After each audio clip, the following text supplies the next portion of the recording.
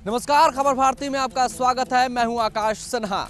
हम लाए हैं कामयाबियों का वो साल जहां क्रिकेट से लेकर हॉकी तक और फुटबॉल से लेकर निशानेबाजी तक लगभग हर मैदान पर हिंदुस्तानियों का नाम सभी की जुबान पर चढ़ा रहा। तो किसने कहा न जाए इतिहास और शान से लहराया तिरंगा, इसी पर पेश है हमारी खास पेशकश 2011 के 11 बाजीगर। तो बात कामयाबी के एक एक सफर की होगी, लेकिन सबसे पहले आपको मिलवाते हैं उस छुपे रुस्तम से जो गांव की गलियों से निकलकर सफलता के शिखर पर जा पहुंचा। मेहनत एक दिन जरूर रंग लाती है, जरूरत है तो बस मुश्किल दौर में अपना हौसला और विश्वास बनाए रखने की। इसी सच को साबित कर रहा है छत्तीसगढ़ का छुपा रुस्तम।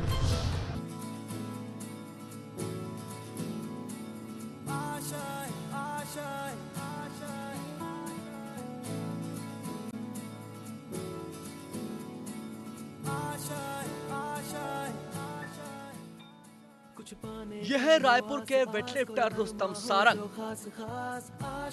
वही रुस्तम सारंग जिन्होंने अपने सपनों को पंख लगाए, वही रुस्तम सारंग जिन्होंने कभी अपनी मंजिल तक पहुंचने के लिए कोई शॉर्टकट नहीं आजमाया। चुनौतियां भी आईं, लेकिन उन्हें भी अपने बुलंद हौसलों के आगे बौना साबित कर दिया।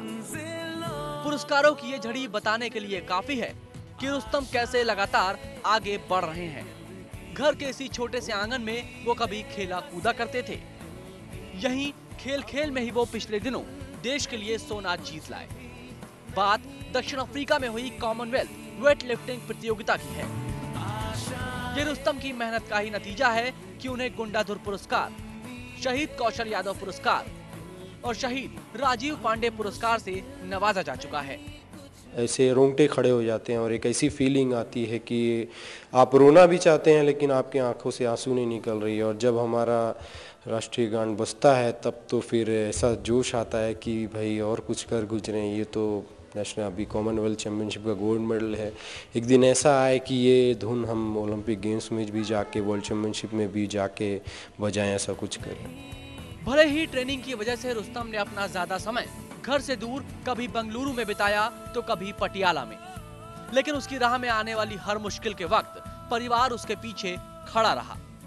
जाहिर है ठेठ देसी अंदाज में रचे बसे साधारण से लोग असाधारण मुकाम की ओर बढ़ जाते हैं। रुस्तम का यह सफर भी कुछ ऐसे ही बढ़ रहा है। उम्मीद करते हैं कि नए साल में भी छत्तीसगढ़ का ये गौरव कामयाबी का नया अध्याय जरूर लिखेगा। कहते हैं उम्र से किसी के हुनर को आंकना बेईमानी है। इसे सही साबित किया राजस्थान के एक लिटिल मास्टर ने। पिछले दिनों उदयपुर से एक ऐसे सितारे का उदय हुआ जिसकी प्रतिभा का हर कोई कायल हो।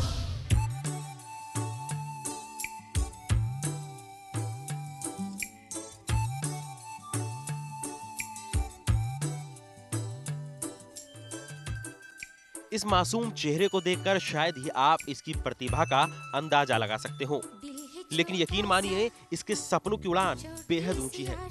इस लिटिल चैंपियन का नाम है भारत मेसावत। आपने अमेरिका के माइकल फेलिप्स को तो देखा ही होगा, लेकिन अब उदयपुर के इस नन्हे तैराक का कारनामा भी सुन लीजिए।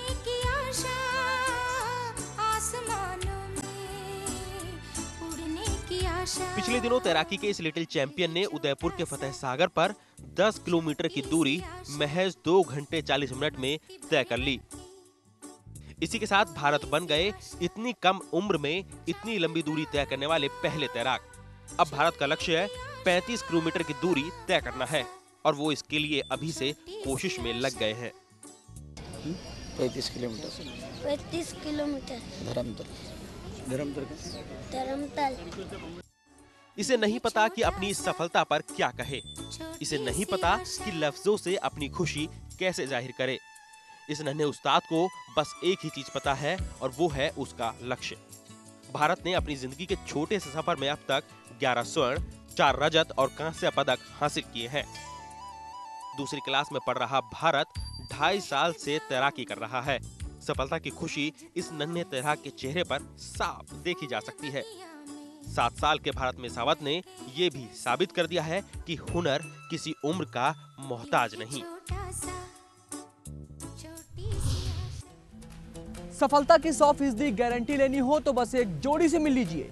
यह है इंडियन एक्सप्रेस, जो कि साल 2011 में कामयाबी के ट्रैक पर कुछ ऐसी दौड़ी कि हर कोई कह उठा यह है जोड़ी नंबर 1। कंधों से मिलते हैं कंधे, कदमों से कदम मिलते हैं, हम चलते हैं जब ऐसे तो दिल। इंडियन एक्सप्रेस के नाम से मशहूर इसी जोड़ी ने इस साल विपक्षियों को लोहे के चने चबाने पर मजबूर कर दिया। एक तो लंबे वक्त बाद महेश भूपति और लिएंडर पेस की ये जोड़ी एक साथ हुई थी, और जब उसने कंधे से कंधे मिलाए तो फिर अपने सामने किसी को भी टिकने का मौका नहीं दिया। अब तो हमें लिएंडर पेस और महेश भूपति की स्टार जोड़ी ने एक बार फिर नई शुरुआत करते हुए एटीपी चेन्नई ओपन के पुरुष डबल्स वर्ग का खिताब जीत लिया। जबकि ऑस्ट्रेलियन ओपन में भी ये जोड़ी अपना प्रदर्शन दोहराने में कामयाब रही। यहाँ उसने फाइनल तक का सफर तय किया। उपलब्धियां लगातार जुड़ती जा रही थी। फिर सोनी एरिक्सन ओपन का डबल्स खिताब भी इसी जोड़ी ने अपने नाम कर टेनिस जगत में सनसनी मचा दी। जीत का कारवां सिनसिनाटी में खेले गए western and southern open championship में भी आगे बढ़ा, जहां एक बार फिर से उसने खिताबी जीत हासिल की। तो जैसे जैसे ये जोड़ी इस साल आगे बढ़ी, जीत की नई इबारत लिखती चली गई और बन बैठी साल 2011 की बाजीगर। आज क्रिकेट के मैदान पर बढ़ना हर किसी का सपना होता है, लेकिन कुछ खिलाड़ी ऐसे भी हैं जो बैडमिंटन जैसे खेलों को भी गले लगाते हैं। देश के दिल मध्य प्रदेश में एक ऐसा ही सितारा सामने आया जिसकी चमक ने उसे भीड़ से अलग कर दिया। जज्बे और जुनून के आगे बड़ी से बड़ी चुनौती भी बौनी साबित हो जाती है। जी हाँ, कुछ यही कर दिखाया है धार के एक छोटे से परिवार में जन्मे सौरभ वर्मा ने, जो कि मौजूदा वक्त में भारतीय बैडमिंटन जगत की एक बड़ी उम्मीद है। पिछले दिनों ये नाम सभी की जुबां पर छाया रहा। लखनऊ में हुए सैयद मोदी ग्रां प्री बैडमिंटन टूर्नामेंट में मध्य प्रदेश के इस होनहार ने कई उलटफेर करते हुए फाइनल तक का सफर तय किया था। हालांकि यहां बाजी ओलंपिक गोल्ड मेडलिस्ट इंडोनेशिया के तौफीक हिदायत के हाथ लगी, लेकिन दिल तो सौरभ ने ही जीता। इससे पहले सौरभ ने इसी साल दिल्ली में हुई इंडियन ओपन सुपर सीरीज में भी भारतीय उम्मीदों को आखिर तक जिंदा रखा था। वे यहां क्वार्टर फाइनल तक पहुंचे। सफर ज्यादा लंबा नहीं रहा, लेकिन उनकी तारीफें कसीदे पढ़ने वालों की फहरिस्त काफी लंबी रही। खुलेला गोपीचंद समेत कई विदेशी दिग्गजों ने उन्हें लंबी रेस का घोड़ा बताया। कहते हैं ऊंट के पांव पालने में ही नजर आ जाते हैं। ऐसा ही कुछ सौरभ के साथ भी हुआ। 13 साल से कम उम्र वर्ग में जब सौरभ देश के सर्वश्रेष्ठ खिलाड़ी बने तो हर किसी को उसमें संभावनाएं नजर आने लग गई थी। 2003 में सौरभ ने राष्ट्रीय स्तर की 4 प्रतियोगिताएं जीती। फिर 2004 में नेशनल चैंपियन बने। उनके हिस्से एक और बड़ी उपलब्धि 2008 में उस वक्त जुड़ी जब उन्होंने सीनियर नेशनल चैंपियनशिप में चेतन आनंद को हराकर सभी को चौंका दिया।